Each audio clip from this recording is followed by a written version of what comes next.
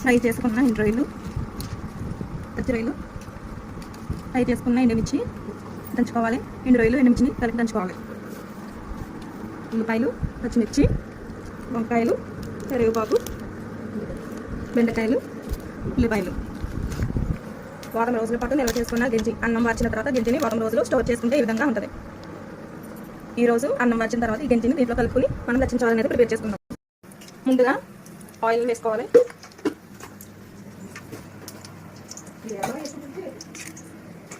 Oil వేడయ్యాక పచ్చిమిర్చి వేసుకోవాలి.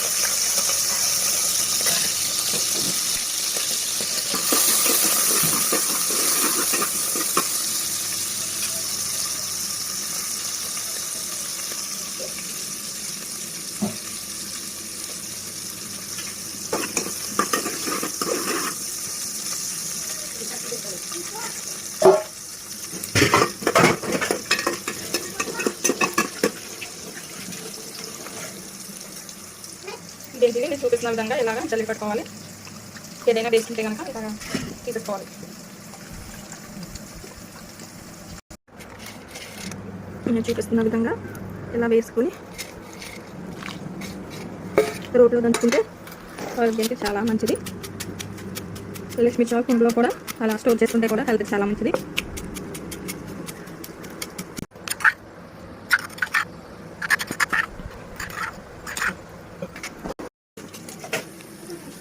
పచ్చికాయలు ఫ్రై అయిన తర్వాత ఉల్లిపాయలు వేసుకోవాలి. ఉల్లిపాయలు, పచ్చిమిర్చి వేసుకోవాలి.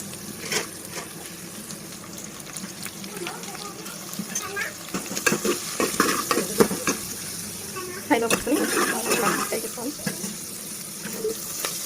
నెక్స్ట్ వచ్చేసి బెండకాయలు, వంకాయలు, కరివేపాకు అనేది వేసుకోవాలి.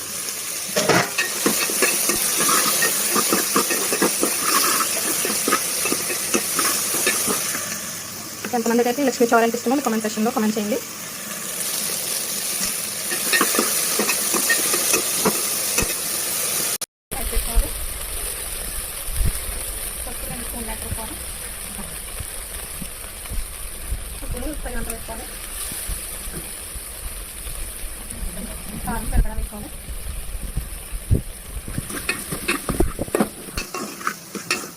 కొంచెం సేపు మూత పెట్టేలా మగ్గిన తర్వాత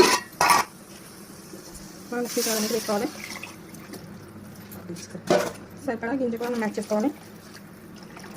మా ఊర్లో అయితే లక్ష్మీ చారు అంటారు. మీ ఊర్లో ఏమంటారు కామెంట్ సెక్షన్లో కామెంట్ చేయండి. ఇలా వేసుకున్న తర్వాత బాగా కలుపుకోవాలి.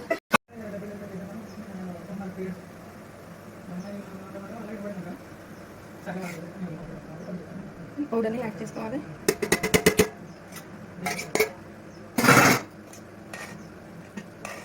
ఫైనల్గా కొత్తిమీరని యాడ్ చేసుకోవాలి.